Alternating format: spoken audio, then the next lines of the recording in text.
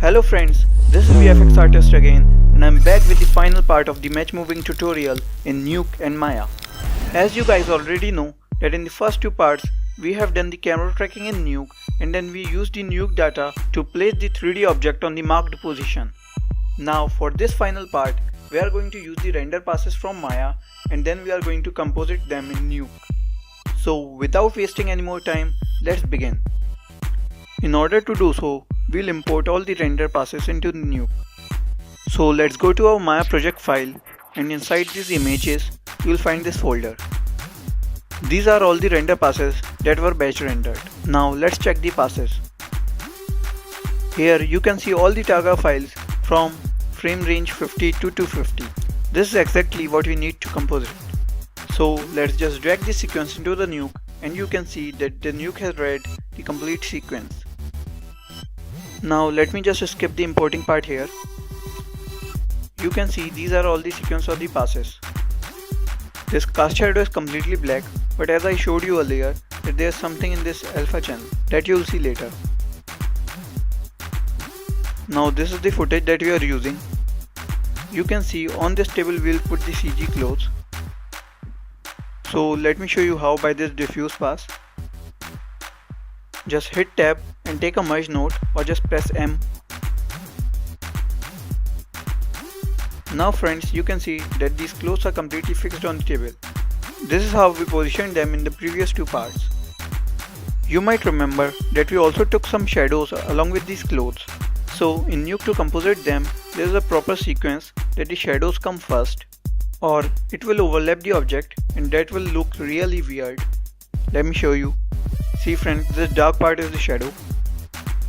So let's delete these merge nodes and composite them properly. First we will take this cast shadow, attach this B arrow to the background, that's the footage, and A to the foreground, that will be our pass. You can see a little shadow has appeared. Now let's take another pass, this will be our contact shadow. Press M and attach as such. You cannot see any difference right now because we have placed the viewer on the first merge node. So select the second merge node and then press 1.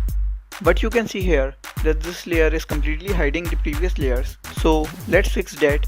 Go to the operations and change its mode to multiply. Now you can see a proper shadow here. It's a little bit dark but we'll fix it later. Take another merge node. It's time to composite diffuse.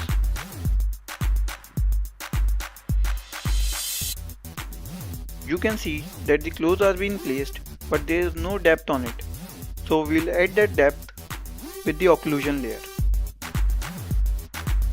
Again change the operation to multiply.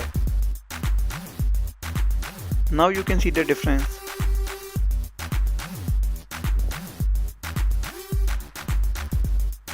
In order to add this final part in the composition, we'll first need to make its copy. So select the sequence and press Ctrl C to copy and Ctrl V to paste. Now you can see two key light sequences. Take two merge nodes. With one attach the first sequence. Change its operation to multiply. Sorry, I've changed the operation of the another merge. Let's do again. So here it is. You can see that the rest of the space has turned black. So what we'll do is we'll take on its alpha masking. It might look bad, but it's required to preserve most of the details of key light.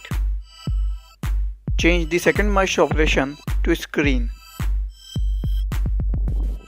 Now you can see the actual light and the shadow created by these light. So this is the reason why we did it. Now all this is done, but let's do some little adjustments. You can adjust the values if it's too dark or light.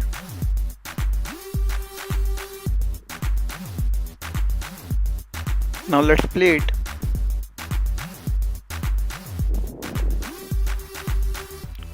Okay, it's looking pretty nice, but I guess there's some cast shadow problem in it. Maybe because of this model.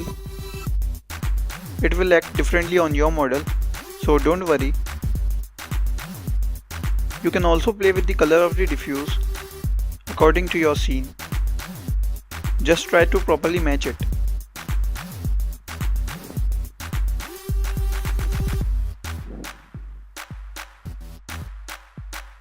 Here you can see the difference.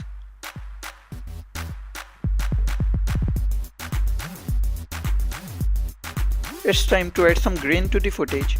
So press tab and choose the F-Ray grain. Pick the sample position and the grain amount.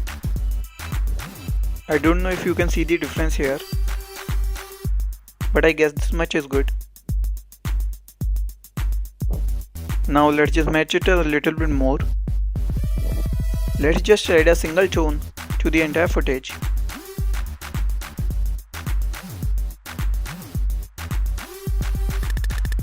Let me play with the operations. Okay, this one looks good.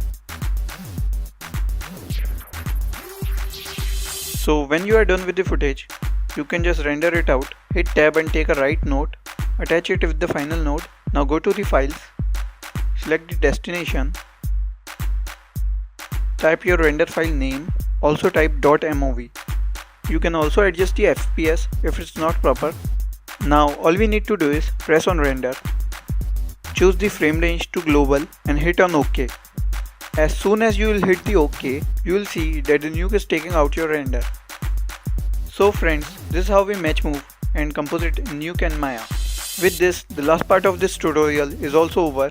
Now if it was helpful, all you need to do is hit on that like button and subscribe to my channel for more videos and even better ones. I have also added a PayPal link in the description, so you can also support this channel financially and help it grow.